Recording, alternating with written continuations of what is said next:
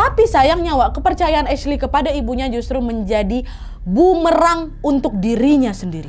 Tuh Glenn, karena nggak lama setelah itu Wak, ada satu kejadian yang tidak disangka-sangka akan menjungkir balikan kehidupan Ashley Wak.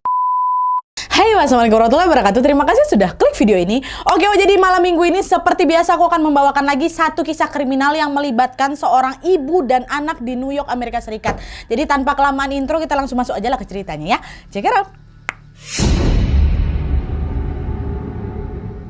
Oke Wak, jadi kisah kriminal kali ini melibatkan seorang perempuan yang bernama Stacey Ruth Daniels atau yang lebih dikenal dengan nama Stacey Kester Wak. Dia ini lahir di sebuah daerah bernama Clay di New York pada tanggal 24 Juli tahun 1967 Wak. Nah, Stacey ini merupakan anak kedua dari pasangan Jerry Daniels dan Judy Eaton. Ayahnya bekerja sebagai sales mobil, sedangkan mamanya bekerja ya cuman ibu rumah tangga biasa aja. Si Stacey ini tumbuh di keluarga yang sangat harmonis dan sangat-sangat berkecukupan Wak. Sejak kecil Stacey ini dikenal sebagai anak yang sangat cerdas. Dia cepat belajar, cepat nangkap, tapi agak sedikit keras kepala memang. Nah, orang tua Stacey yang menyadari kecerdasan anaknya tersebut selalu berusaha untuk mengarahkan si Stacey ini agar dia ini bisa memanfaatkan kecerdasannya dengan cara yang positif ya kan. Dan pada saat itu si Stacey ini dimasukkan ke sekolah favorit di daerahnya dari SD sampai ke SMA. Sekolah favorit semuanya Wak. Awalnya semua baik-baik aja. Stacey ini menjalani hari-harinya dengan normal sebagaimana remaja pada umumnya. Namun pada suatu hari Wak, orang tua Stacey ini dikejutkan dengan perilakunya si Stacey yang betul-betul di luar dugaan. Jadi waktu itu ceritanya Wak, pada tahun 1987 waktu si Stacey ini berusia 17 tahun, Stacey sama ibunya ini mengalami sebuah kecelakaan mobil. Meskipun tidak terlalu parah kecelakaannya Wak, mereka berdua ini tetap harus dibawa ke rumah sakit untuk bisa diperiksa lebih lanjut ya kan. Nah, pas diperiksa sama dokter Wak, di situ dokter menyampaikan kalau ternyata Stacey anak mereka ini dalam kondisi hamil muda. Mendengar hal itu Mama Stacey langsung naik pitam, dicecernya lah Stacey kan dengan berbagai pertanyaan. Ya ampun anakku, ngapa kau bisa bunting di luar nikah kau? Kau ini hamil anak siapa? Siapa bapak kandung dari anak kau tuh? Maaf lah Bu ya, aku nggak bisa bilang dia siapa, kata si Stacey Wak. Awalnya si Stacey ini terus-terusan mengelak, tapi setelah berkali-kali didesak, barulah si Stacey ini ngaku kalau dirinya ini hamil dengan seorang pria yang bernama Michael Wallace. Mendengar nama Michael Wallace itu, amarah mamanya Stacey makin menjadi-jadi lagi Wak. Kenapa? Karena ternyata si Michael ini atau Mike ini merupakan duda beranak satu yang baru saja bercerai sama sepupunya si Stacey sendiri yang namanya Nancy. Mantan suami sepupu Stacey yang hamilin dia tuh Dan ibunya Stacey ini tahu betul kalau si Mike ini bukan pria baik-baik Wak. Dia aja diceraikan sama si Nancy gara-gara dia KDRT. Serta dia dilaporkan karena kepemilikan barang ilegal yaitu narkoboy. Jadi kan suram kali lah nasib anakku kalau dihamilin laki-laki kayak dia ya kan. Dan sejak kehamilannya terbongkar Wak, Stacey ini justru menuntut pertanggungjawaban sama si Mike. Dia bilang, sayangku Mike, mama aku tahu loh kalau aku hamil, mama aku tahu kalau kau yang hamilin aku, jadi tolong nikahi aku demi anak ini ya, kata dia. Maaf ya sayang ya, aku memang sayang kali sama kau, tapi kalau misalnya harus menikah aku belum bisa, kata si Mike. Pada saat itu si Mike ini terang-terangan Wak menolak menikahi Stacey karena dia tidak mau terlibat dalam hubungan pernikahan untuk kedua kalinya. Kapok dia menikah. Dan parahnya lagi Wak, waktu itu Mike juga meminta Stacey, udahlah kau gugurin aja lah kandunganmu, kata dia kayak gitu. Nah, meskipun ditolak sama si Mike kayak gitu Wak, Stacey tetap kekeh mempertahankan kehamilannya sampai tahun 1988. Dia pun melahirkan seorang bayi perempuan yang diberi nama Ashley Wallace. Dan sejak kelahiran putrinya itu, entah kenapa si Mike tiba-tiba berubah pikiran pula tuh Wak, dia mau tuh nikahi si Stacey. Nah, singkat cerita mereka pun akhirnya resmi menjalin hubungan sebagai pasangan suami istri setelah menikah. Menikah nih berdua setelah anaknya lahir. Terus 3 tahun kemudian Wak, Stacey pun kembali melahirkan anak perempuan lagi yang mereka kasih nama Bree Wallace. Jadi pertama namanya Ashley, adik keduanya perempuan juga namanya Bree Wallace. Ya, sampai sini kehidupan pernikahan Stacey sama si Mike bisa dibilang harmonis Wak. Keluarga kecil mereka ini bisa dibilang juga berkecukupan karena kedua orang tuanya ini sama-sama bekerja. Pada saat itu si Mike ini bekerja sebagai seorang montir di sebuah bengkel, sedangkan si Stacey bekerja sebagai petugas ambulans. Tapi sayangnya kebahagiaan keluarga mereka tidak berlangsung lama Wak. Secara perlahan bahtera rumah tangga mereka ini mulai dilanda masalah. Keretakan rumah tangga tersebut makin parah pada saat Mike ini sempat pula dipenjara tuh selama beberapa waktu dengan kasus kecanduan alkohol serta kepemilikan narkoboy. Setelah Mike ini bebas, sebetulnya si Stacey ini masih mau memperbaiki rumah tangganya Wak. Tapi nih keinginan tersebut pun langsung hilang pada saat si Stacey mendapati si Mike ini sudah berselingkuh sama cewek lain di belakang dia. Nah, di momen inilah si Stacey pun jadi udah nggak tahan lagi kan Wak, dia pengen kali bercerai sama si Mike tuh. Meskipun demikian Wak, Stacey nggak nggak langsung kucuk-kucuk gugat cerai nih. Dia seperti ingin menunggu waktu yang tepat, yaitu setelah mereka merayakan Natal di tahun 1999 untuk terakhir kalinya sebagai keluarga yang utuh, Wak. Ya udahlah, nanti aja lah setelah Natal, paling nggak Natal kami mau merayakan bersama-sama, baru habis itu aku tuntut cerai dia, gitu maksud dia mungkin. Tapi ternyata, Wak, tidak lama setelah itu terjadilah satu peristiwa tragis yang menimpa keluarga mereka. Peristiwa apa itu? Masuk.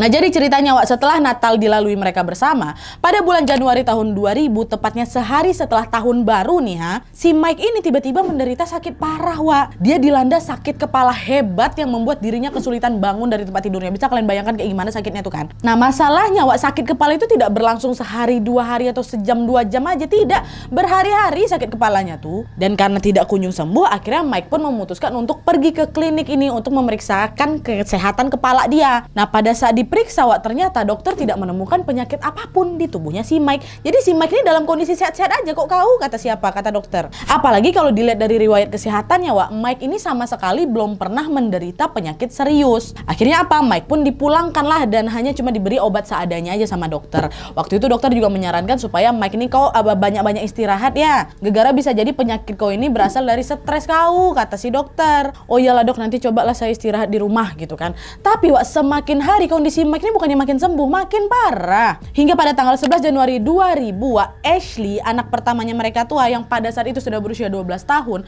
mendapati si Mike ini lagi terbaring nggak berdaya gitu di atas sofa. Tiba-tiba aja nih, dan pada saat itu Ashley melihat ekspresi wajahnya si Mike ini macam aneh gitu loh, Wak, kayak sengaja dibuat jelek dengan tujuan ngelucu, karena itu loh kayak kayak gitu, apa kan kalian maksud aku? Waktu ditengok kayak gitu kan, ngapa bapak aku nih mau bercanda dia mungkin ya kan? Tapi waktu tidak lama kemudian Mike ini tiba-tiba merintih kesakitan, dah kayak gitu. Kayak gitu langsung. Ashley yang khawatir sama bapaknya pun akhirnya menelpon mama ya si Stacy. Waktu itu masih kerja nih, dan meminta ibunya supaya segera pulang. Mak, baliklah, ini bapak kenapa nih, sakit kayaknya. Mendapatkan laporan tersebut, Stacy pun langsung bergegas pulang ke rumah, Wak. Waktu nyampe, betapa terkejutnya Stacy ketika mendapati Mike dalam kondisi tubuh yang sudah kaku dan tidak bisa digerakkan lagi. Stacy langsung nelpon 911 untuk membawa si Mike ini ke rumah sakit, tapi sayangnya Mike dinyatakan meninggal dunia dalam perjalanan ke rumah sakit. Meninggal Mike kayak gitu aja, Wak. Nah, mendapati Mike yang meninggal dunia secara tiba-tiba, pihak medis pun menawarkanlah jasa otopsi terhadap jasadnya si Mike kan. Bu, gimana Bu, mau diotopsi dulu nggak? Ini kan soalnya mendadak nih, Bu. Takut-takut ada apa-apa. Ibu berkenan nggak mau diotopsi, kata orang rumah sakit kan. Tapi, Wak, Stacy sebagai istri sekaligus juga pemberi persetujuan dengan tegas menolak tawaran tersebut. Stacy bilang, udahlah nggak usah diotopsi lagi dok, kasihan suami aku, nanti dia nggak tenang di alam sana, biarlah dia meninggal dan dikuburkan secepatnya. Kata siapa? Kata si Stacy nih. Mendengar penolakan dari Stacy, tim medis jelas nggak bisa bertindak lagi kan, Wak. Akhirnya Mike pun dimakamkan begitu saja tanpa diketahui penyebab kematiannya. Singkat cerita, Wak, setelah Mike meninggal, Stacy pun mendapatkan asuransi jiwa sebesar $50.000 atau sekitar 700 jutaan rupiah kalau sekarang, Wak. Dan uang tersebut pun dia gunakan untuk memenuhi kebutuhan keluarga kecilnya. Dan ya sudah, berakhir sudahlah hubungan Stacy dan Michael di sini ya, karena Michael meninggal dunia. Nah terus, Wak, beberapa tahun setelah Mike meninggal, Stacy pun diketahui dekat dengan seorang pria yang bernama David Kester.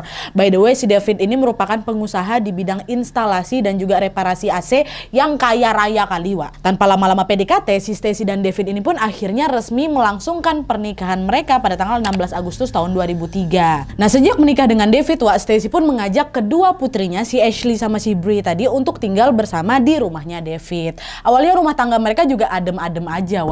Stacy menjalankan perannya sebagai istri dan ibu yang baik, tapi perlahan-lahan pernikahan tersebut mulai goyah juga sejak si David ini menunjukkan sifat aslinya, Wak. Jadi ternyata si David ini tipikal suami yang kontrol freak kali gitu loh, atau suka ngatur-ngatur urusan orang gitu, kayak gitu si David nih. Dan gak cukup sampai di situ aja, David ini ternyata juga sosok suami yang sangat posesif, cemburuan, dan juga kasar. David tidak segan-segan menyakiti Stacy dan juga anak-anaknya ketika ada sesuatu yang gak berkenan kali gitu di hatinya. Tapi meskipun demikian, Wak, Stacy ini gak mau bercerai sama si David dan berusaha untuk mempertahankan rumah tangganya.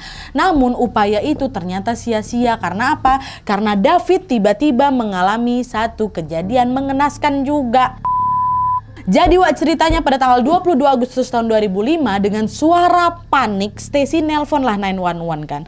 Di telepon itu dia cerita kalau suaminya sudah beberapa hari mengurungkan dirinya di dalam kamarnya. Hal itu terjadi setelah mereka berdua bertengkar cukup serius karena perbedaan pendapat terkait wedding anniversary yang mau mereka rayakan gitu.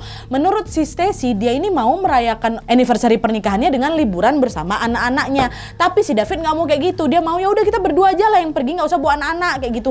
Perbedaan tersebutlah yang rupanya memicu adu mulut yang berlangsung kurang lebih 7 jam Wak, mereka berantem tuh. Dan gak lama kemudian barulah si David ini tiba-tiba mengunci dirinya di kamarnya dan sejak saat itu gak keluar-keluar. Kata siapa? Kata Stacy. Nah, mendengar laporan dari Stacy, Wak, tim 911 pun langsung meluncurlah ke rumahnya kan untuk mengecek kondisinya si David.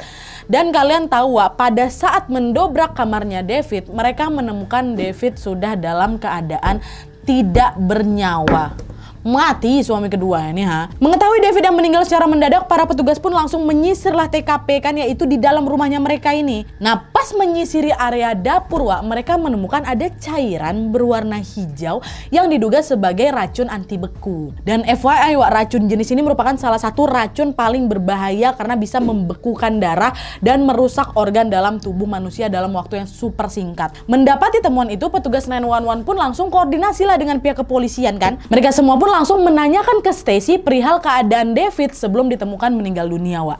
Di depan polisi, Stacy berkata dengan ekspresi terpukul, "Setahu saya nih Pak ya, akhir-akhir ini suami saya memang lagi depresi berat Pak. Apalagi sejak bapaknya meninggal. Mungkin aja suami saya mengakhiri nyawanya karena udah nggak sanggup lagi menerima kenyataan itu Pak." Mendengar hal itu, entah kenapa polisi ini ngerasa ada sesuatu yang janggal dari keterangan si Stacy ini. Janggalnya kayak gimana nih? Selain dia bilang kalau terakhir kali mereka berantem gara-gara anniversary dia, kan nggak nyambung kan kalau kenapa tiba-tiba dia bunuh diri gara-gara depresi bapaknya. Kenapa dari awal kok nggak bilang aja sama 911, aku takut dia menguncikan dirinya sendirian di kamar karena akhir-akhir ini dia lagi depresi setelah bapaknya meninggal.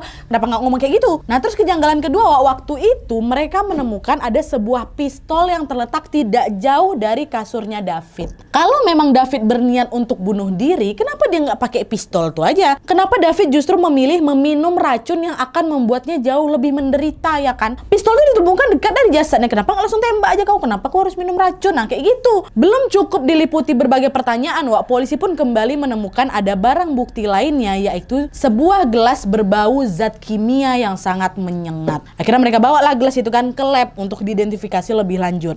Dan setelah diteliti Wak, ternyata di gelas itu ada sidik jarinya si Stacy.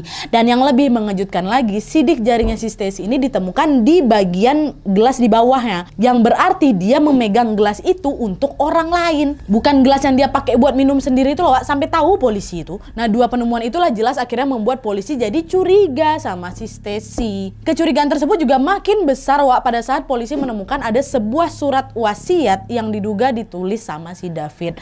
Tapi anehnya di surat tersebut tertulis bahwa David menyerahkan semua aset kekayaannya untuk Stacy dan kedua putrinya Ashley dan Brie. Karena nggak masuk akal ini bagi polisi. Kenapa? Karena ternyata David ini Wak diketahui memiliki seorang anak laki-laki juga dari pernikahan sebelumnya. Dia ini ternyata duda anak satu tuh loh Wak. Polisi jelas langsung bertanya-tanya, kenapa nggak kau warisin semua hartamu ke anak kandung kau? Kenapa malah dikasih ke anak kandung si Stacy, bukan anak dia? Nah, melihat beberapa ketidakberesan tersebut, polisi pun tidak langsung bertindak gegabah waktu itu Wak. Diam-diam mereka dulu tuh, dia macam kita iya-iyakan aja lah kata si Stacy itu sambil kita ngumpulin bukti banyak lagi. Dan secara diam-diam mereka juga menyelidiki siapa sih sosok Stacy Kester ini. Akhirnya setelah melewati beberapa waktu yang cukup lama Wak, polisi menemukan beberapa fakta mengejutkan tentang Stacy. Dimana pada saat itu mereka dibuat kaget dengan sebuah fakta bahwa suami Stacy yang pertama, si Mike tadi itu ternyata meninggal dunia dengan ciri-ciri yang hampir sama dengan David Wak, yaitu akibat keracunan zat anti beku. Sama-sama. Dan untuk membuktikan asumsi polisi Wak, polisi pun langsung membongkar tuh makamnya si Mike kan untuk mengotopsi penyebab kematiannya. Sampai sini aku yakin kalian juga masih ada yang bertanya-tanya, bukannya Mike ini udah lama meninggal Nadia? Apa jasadnya nggak busuk tuh? Nah itu dia Wak, racun jenis anti beku ini punya semacam sifat khusus gitu loh. Walaupun jenazah ini sudah meninggal beberapa tahun, zat ini masih meninggalkan semacam tanda yang khas pada tubuh korban. Nah, singkat cerita, dari hasil otopsi jasad Mike, polisi akhirnya memastikan bahwa memang betul Mike Wallace dan David Kester ini sama-sama meninggal karena zat anti beku yang mereka konsumsi. Wah, anehnya lagi, kedua kasus ini juga memiliki kesamaan lain, yaitu apa? Mereka berdua sama-sama berstatus sebagai suaminya Stacy ketika meninggal dunia. Ya kan? Kena kau. Tanpa berlama-lama polisi pun langsung interogasi si Stacy kan. Polisi juga membeberkan sederet bukti yang menyudutkan posisi Stacy di situ, Wak. Ya tapi si Stacy pastilah dielak ya semua tuduhan yang dilakukan polisi ke dia kan. Dia bahkan mengancam akan membawa tuduhan tersebut ke jalur hukum dengan tuntutan pencemaran nama baik. Nggak terima aku ya kayak ini. Kalian bukti, kalian seenak-enaknya kalian kasih ke sini. Mana buktinya kalau memang aku ngeracunin mereka? Cuman gara-gara kebetulan aja mereka sama-sama kena zat itu kok aku yang kalian tuduh. Ku tuntut kalian semuanya polisi gitu kata dia. Nah, gagal membuat Stacy mengaku, polisi pun akhirnya menginformasikan penemuan itu kepada Ashley, anak pertama Stacy. Waktu itu udah gede sih Ashley, udah kuliah dia. Dengan tujuan si Stacy supaya mau mengakui kejahatannya. Tapi kalian tahu, Ashley waktu itu sama sekali tidak percaya dengan tuduhan polisi. Dia bilang, "Bapak jangan fitnah ibu saya, Pak ya. Ibu saya tuh bukan orang jahat. Gak mungkin dia bunuh bapak kandung sama bapak tiri saya. Hati-hati Bapak kalau ngomong." Ashley nggak percaya, dibelanya mamanya nih. Tapi sayangnya, kepercayaan Ashley kepada ibunya justru menjadi bumerang untuk dirinya sendiri. Tahu kalian? Karena nggak lama setelah itu, ada satu kejadian yang tidak disangka-sangka akan menjungkir balikan kehidupan Ashley, Nah jadi setelah didatangi oleh polisi, Ashley yang pada saat itu berada di kampus langsunglah nelpon mamanya nih kan. "Ma, aku mau nanya lah nih, apa benar mama katanya menghilangkan nyawa bapak Mike sama bapak David, Ma?" katanya. "Weh, gak betul itu sayang, kurang ajar memang polisi itu ngefitnah mama ya. Udah jangan kau pikirkan fitnah itu, udah mending kau balik aja dulu ke rumah kita, santai-santai aja dulu," kata mamanya. Iyalah Ma, aku juga gak percaya kenapa tiba-tiba polisi kok ngomong kayak gitu. "Ya udahlah hari ini aku usahakan pulang ya Maya," kata si Ashley. Ashley ini by the way dia tinggal di asrama kampusnya, Dia tinggal di rumahnya siapa ini doh. Nah dah lah tuh kan selesai kuliah, Ashley pun langsunglah bergegas pulang ke rumah. Sesampainya di rumah, Stacy pun menyambut hangat kedatangan anak sulungnya ini dengan segelas minuman. Malam itu mereka duduk bersantai sambil ngobrol-ngobrol seputar kehidupan dan juga perkuliahannya si Ashley. Santai kali lah ngobrolnya. Tapi beberapa menit setelah itu Ashley tiba-tiba terserang sakit kepala yang luar biasa hebat.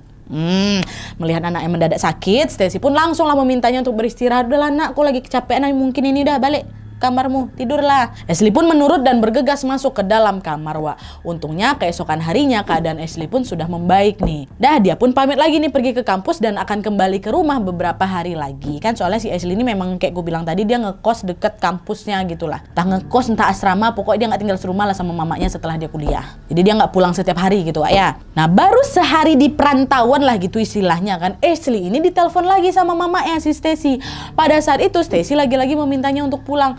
"Nak, bentar lagi kan kamu ulang tahun nih sayang ya. Pulanglah dulu, ibu mau siapin pesta kecil-kecilan nih buat kamu," kata si Stacy. Ya meskipun agak keberatan lah sama permintaan mamanya, Ashley pun tetap pulang nih ke rumah di hari itu. Padahal kemarin baru aja dari rumah kan. Sesampainya di rumah memang betul ibunya sudah menyiapkan macam pesta kecil gitu lah, untuk merayakan ulang tahunnya siapa ini yang ke-21 tahun. Dah tuh untuk kedua kalinya mereka berdua pun berpesta sambil menikmati sebotol koktail. Tapi kalian tahu, sejak Ashley menghabiskan satu gelas koktail yang disuguhkan sama mamanya tadi itu, dia mendadak kehilangan kesadarannya. Pengsan, siapa ini? Entah pengsan, entah langsung hilang ingatan, dia tuh pokok langsung drop lah.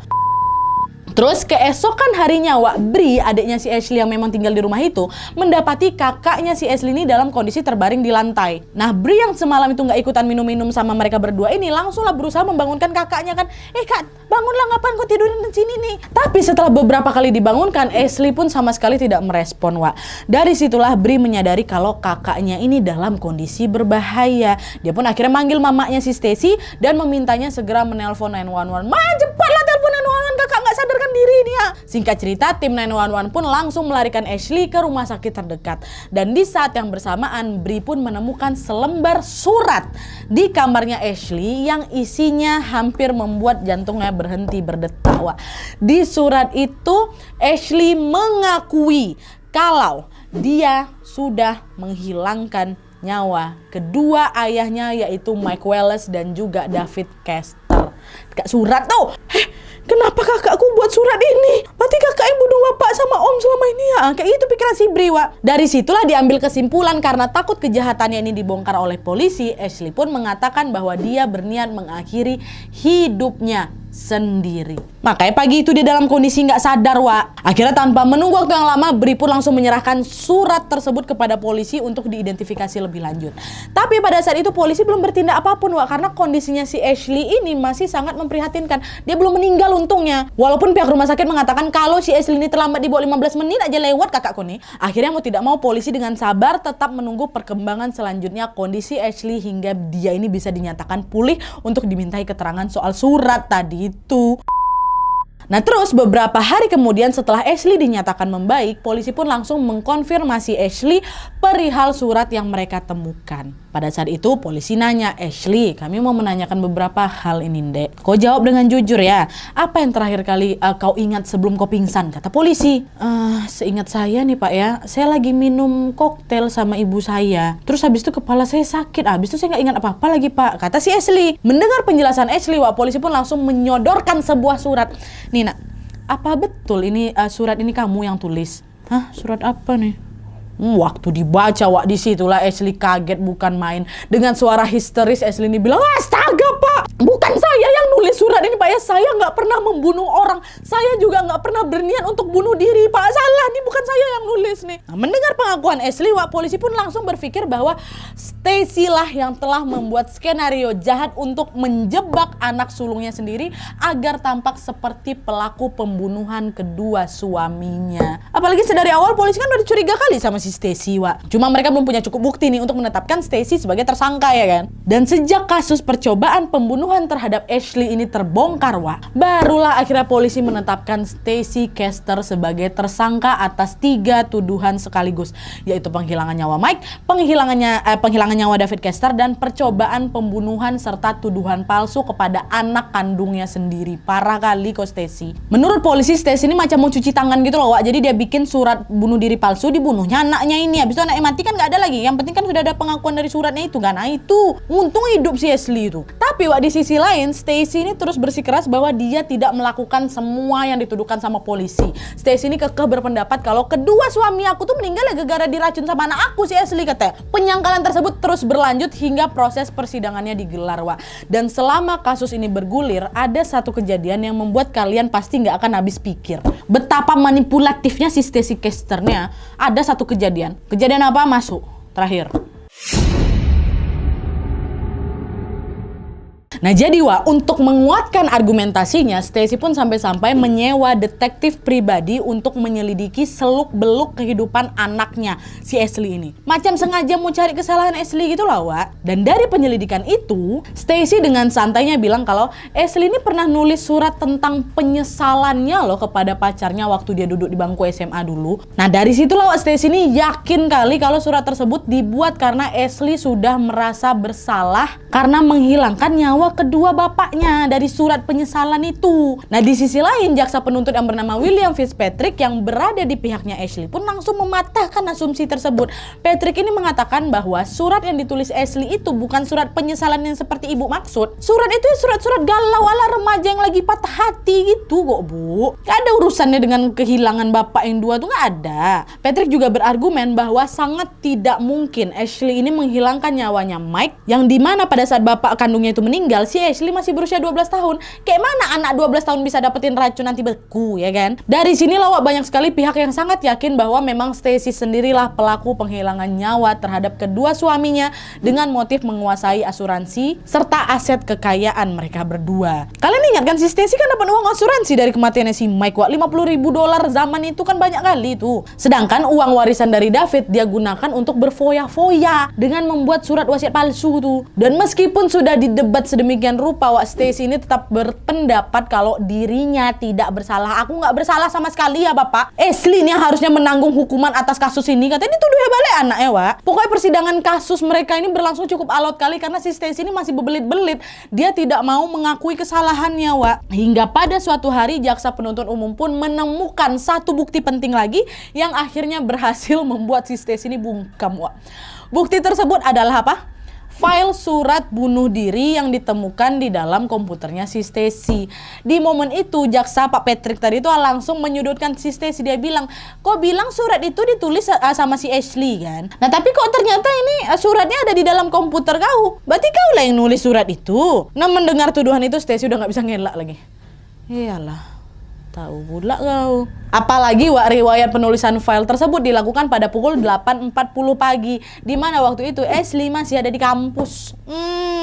Tapi yang bikin kesel nih Wak, ya meskipun bukti-bukti terpampang nyatanya, Stacy tetap aja mengelak. Di akhir persidangan dia terang-terangan selalu berkata, saya tidak membunuh Mike Wallace, saya juga tidak membunuh David Koster, dan saya tidak berusaha membunuh putri saya sendiri. Dengan ini saya menyatakan bahwa saya tidak pernah melakukan semua kejahatan yang dituduhkan kepada saya, kata dia. Tapi meskipun terus-terusan menyangkal Wak, pada bulan Februari tahun 2009, pengadilan tetap memvonis bahwa Stacy bersalah atas ketiga kasus tersebut dan menjatuhkan hukumannya 51 tahun penjara. Dan pada saat menjalani masa tahanannya, akhirnya si Stacy ini pun meninggal dunia pada tahun 2016 karena serangan jantung di usianya yang ke-48 tahun. Oke Wak, jadi itu tadi kisah tentang Stacy Kester yang dengan tega menghabisi nyawa suaminya sendiri dan menuduh anaknya sebagai pelaku. Aku nggak bisa ngebayang gimana rasanya jadi si Ashley itulah. Sepanjang persidangan berlangsung juga Wak, ya Ashley ini cuma bisa nangis-nangis saja dia. Ya macam mana enggak Wak, dia betul-betul tidak menyangka mamanya sendiri yang ngefitnah dia sekeji itu. Bahkan di dalam satu wawancara nih Wak, ya Ashley pernah bilang, aku benci kali sama mama aku. Tapi di sisi lain aku juga sayang sama dia lah. Kasihan kali nengok kau Ashley. Tapi untungnya Wak, Ashley ini pun akhirnya bisa move on dari tragedi buruk yang menimpa dirinya. Dimana pada saat ini Ashley juga sudah berdamai dengan kasus tersebut dan kembali menjalani kehidupannya dengan normal. Nggak cuma Ashley Wak, adeknya juga si Briur tuh udah kayak, ya udahlah kita terima aja lah, kayak gini situasinya gitu loh. Jadi gimana menurut kalian soal kasus ini? Bagian mana yang bikin kalian paling emosi? Kalian di tim mana, Ashley atau mamanya? Sudah jelas tim Ashley ya kan Wak? Ya nggak sih? Cuman aku tuh ya sampai sekarang selama udah berapa banyak aku bawain kasus kriminalnya, kenapa orang punya ada niat buat ngabisin nyawa orang Wak ya? Kenapa? Sebegitu pedihnya kah luka itu? Atau sebegitu maruk? Apa maruk itu apa ya bahasa Indonesianya? Kemaru untuk bisa memperoleh harta dunia tuh sampai kayak gitu mata tuh dibutakan ya. Ih coy, nauzubillah min zalik ya, jauh-jauh sana. Ya. Oke lah, jadi sekian dulu videonya. Terima kasih banyak yang sudah menonton. Kalau kalian suka video ini, klik like-nya. Jangan lupa komen di bawah untuk ide dan saran-saran untuk video selanjutnya. Jangan lupa nyalain notifikasinya supaya kalian tahu kalau aku upload video baru. And as always, jangan lupa untuk klik tombol subscribe supaya kalian sama-sama tahu informasi menarik dan menegangkan dari channel aku. See you next video, Wak. Bye.